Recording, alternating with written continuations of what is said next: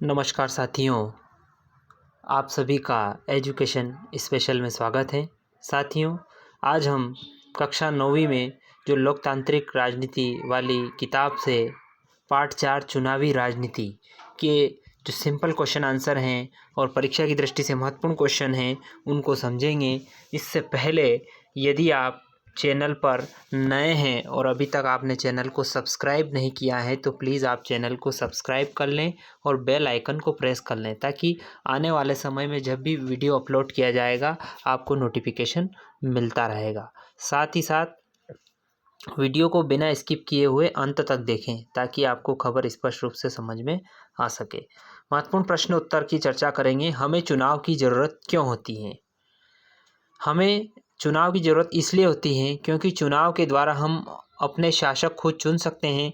इसलिए ज़्यादातर लोकतांत्रिक शासन व्यवस्थाओं में लोग अपने प्रतिनिधियों के माध्यम से ही शासन करते हैं। दूसरा प्रश्न है, चुनाव क्या है? साथियों, जिससे लोग एक नियमित अंतराल पर अपने प्रतिनिधियों को चुन सके तथा यदि इच्छा हो तो उन्हें बदल भी दें, इसी व्यवस्था का नाम चुनाव है। चुनाव में मतदाता किस प्रकार से चुनाव करते हैं?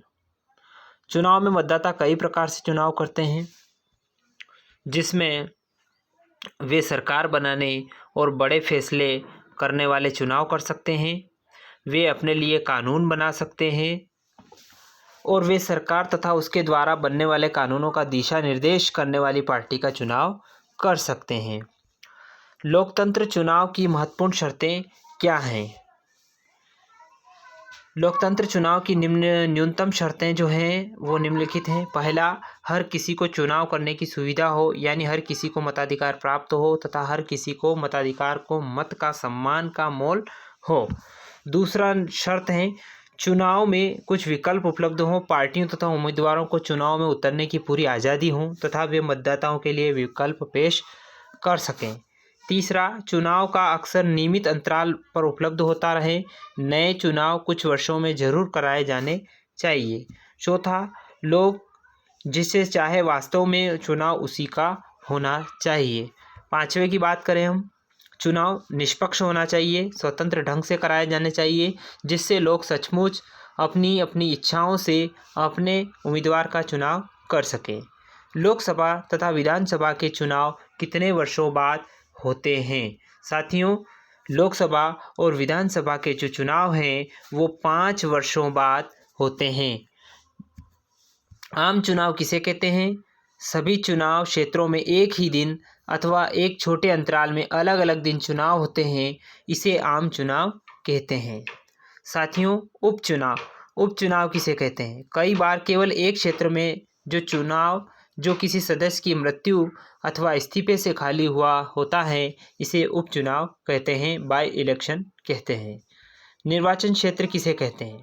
चुनाव के उद्देश्य से पूरे देश को अनेक क्षेत्रों में बांट लिया गया है, जिन्हें निर्वाचन क्षेत्र कहते हैं।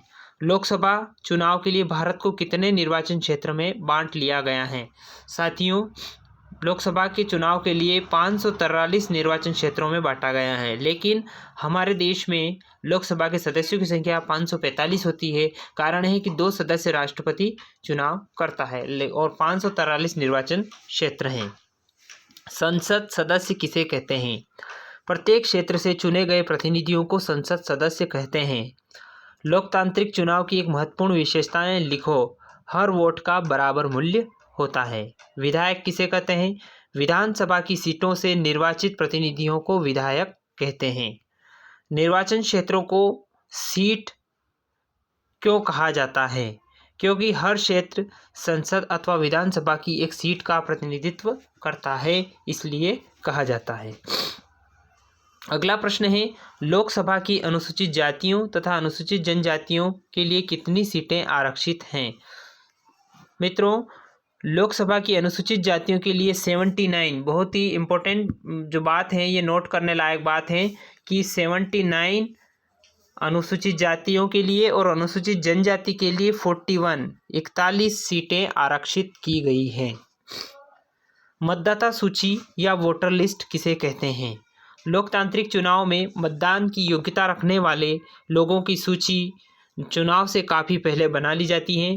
तथा हर किसी को वोट हर किसी को दे दी जाती है। इसे आधिकारिक रूप से मतदाता सूची कहते हैं। आम बोलचाल में इसे वोटर लिस्ट कहते हैं। 16वां प्रश्न इंपॉर्टेंट है, क्या कारण है हर चुनाव से पहले मतदाता सूची को सुधारा जाता है? सभी सक्षम मतदाताओं का नाम मतदाता सूची में शामिल हो, यह व्यवस्था करना सरकार की जिम्मेदारी है। चूँकि हर अगले चुनाव में नए लोग मतदाता बनने की उम्र में आ जाते हैं, इसलिए चुनाव से पहले मतदाता सूची को सुधारा जाता है। वोट डालने का अधिकारी होने के लिए व्यक्ति की उम्र कितनी होना चाहिए? तो उसकी उम्र होना चाहिए 25 वर्ष। उम्मीदवार बनने की न्यूनतम उम्र कितनी होनी चाहिए? उसकी 25 वर्ष। और वोट डालने की 18 वर्ष। ठीक है। टिकट किसे कहते हैं? पार्टी के मनोनयन को सामान्य भाषा में टिकट कहते हैं। प्रत्येक उम्मीदवार को चुनाव में खड़े होने के लिए किन किन चीज़ों का विवरण देना पड़ता है? साथियों, प्रत्येक उम्मीदवार को चुनाव में खड़े होने के लिए निम्न चीज़ों का, पहला तो उम्मीदवार के खिलाफ चल रहे गंभीर आपराधिक मामले की जानकारी, शैक्षिक योग्यता की जानकारी, उम्मीदवार तथा उसके परिवार के सदस्यों की संपत्ति और देनदारियों का ब्यौरा देना होता है। अगला प्रश्न है, हमारे देश में उम्मीदवारों की अंतिम सूची की घोषणा तथा मतदान की तारीख के बीच कितना समय प्रचार के लिए दिया जाता है? तो साथियों, अंतिम सूची की घोषणा और मतदान तारीख के बीच लगभग 2 सप्ताह का समय दिया जाता है। इंदिरा गांधी के नेतृत्व वाली कांग्रेस पार्टी के 1971 के लोकसभा चुनाव के दौरान कौन सा नारा दिया था? तो उन्होंने नारा दिया था, गरीबी हटाओ वाला नारा दिया था। 1977 में हुए अगले लोकसभा चुनाव में जनता पार्टी ने कौन सा नारा दिया था? लोकतंत्र बचाओ। वामपंथी दलों ने 1977 में हुए पश्चिम बंगाल विधानसभा चुनाव में किसको नारा दिया था? जीवन जोतने वाले को। 1983 के आंध्र प्रदेश विधानसभा चुनाव के दौरान तेलुगु देशम पार्टी के नेता एन.टी. रामाराव ने किसका नारा दिया था? तेलुगु स्वाभिमान, ये नारा उन्होंने दिया था। 26वां महत्वपूर्ण प्रश्न है, चुनाव के कानूनों के अनुसार कोई भी उम्मीदवार अथवा पार्टी कौन से काम नहीं कर सकता है? चुनाव के कानूनों के अनुसार कोई भी उम्मीदवार या अथवा पार्टी ये सब काम नहीं कर सकता। पहला, मतदाताओं को प्रलोभन देना, घूस देना अथवा धमकी देना, उनसे जाति अथवा धर्म के नाम पर वोट मांगना, चुनाव अभियान में सरकारी साधनों का उपयोग करना, लोकसभा चुनाव में एक निर्वाचन क्षेत्र में 25 लाख या फिर विधानसभा चुनाव में 10 लाख रुपए से ज़्यादा खर्च करना। हमारे देश के सभी आदर्श आचार संहिता के अनुसार पार्टी को किन चीज़ों को करने की मनाही है? निम्न चीज़ों की, पहला, सरकारी वाहन, विमान्य अधिकारियों का चुनाव में उपयोग करना और चुनाव प्रचार के लिए किसी धर्म स्थल का उपयोग करना, इनकी मनाही है। साथ ही साथ चुनाव की अधिघोषणा हो जाने के बाद मंत्री किसी बड़ी योजना का शिलान्यास, बड़े नीतिगत फैसले अथवा लोगों को सुविधाएं देने वाले वायदे नहीं कर सकता। मुख्य चुनाव आयुक्त की नियुक्ति कौन करता है? बहुत ही महत्वपूर्ण प्रश्न है। मुख्य चुनाव आयुक्त की नियुक्ति भारत के राष्ट्रपति करते हैं। चुनाव संरचना का वर्णन करो। बहुत ही महत्वपूर्ण प्रश्न है। चुनाव का अंतिम चरण है मतदाताओं द्वारा वोट देना। इस दिन को आम भाषा में चुनाव कहते हैं। मतदाता सूची में शामिल नाम वाला हर व्यक्ति अपने इलाके में शामिल मतदान केंद्र पर जाता है। यह केंद्र अस्थायी तौर पर स्थानीय स्कूल अथवा सरकारी इमारत में बना होता है। जब मतदाता मतदान केंद्र में जाता है तो चुनाव अधिकारी उसे पहचान कर अंगुली पर एक काला निशान लगा देते हैं और उसे वोट डालने की अनुमति प्रदान करता है।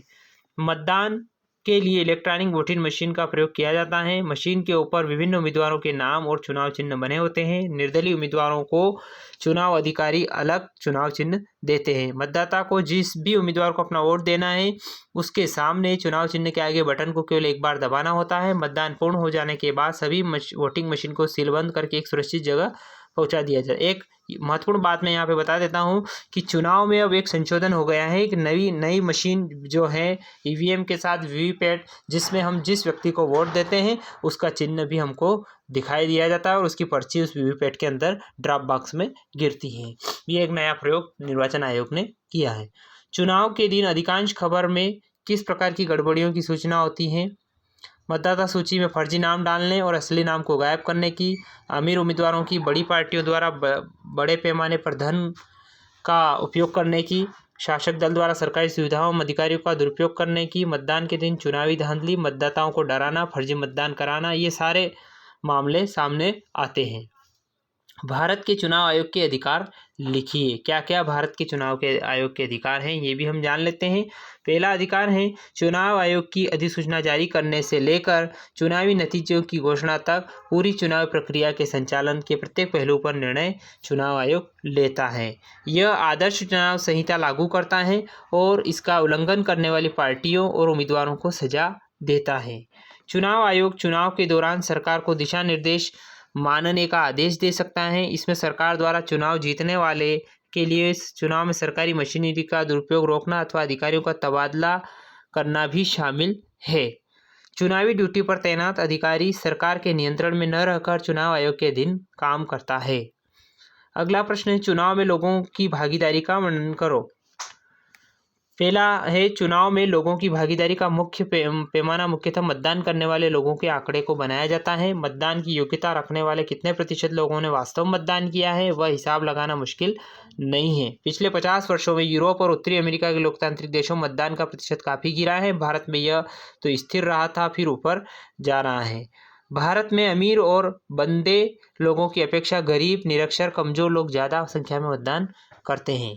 भारत में आम लोग चुनाव को बहुत ज़्यादा महत्व देते हैं। उन्हें लगता है कि चुनाव के जरिए ही वे राजनीतिक दलों पर अपने अनुकूल नीति तथा कार्यक्रमों के लिए दबाव डाल सकते हैं। उन्हें लगता है कि देश के शासन संचालन के तरीके निर्धारित करने में उनके वोट महत्व देते हैं। चुनाव में ज़्यादा मतदाताओं ने किसी न किसी प्रकार की भागीदारी जरूर की। आधे से ज़्यादा लोगों ने स्वयं को किसी न किसी दल के नज़दीक बताया है। तो साथियों, ये थे चुनावी राजनीति के महत्वपूर्ण प्रश्न जिनको मैंने समझाने का प्रयास किया है मेरे हिसाब से।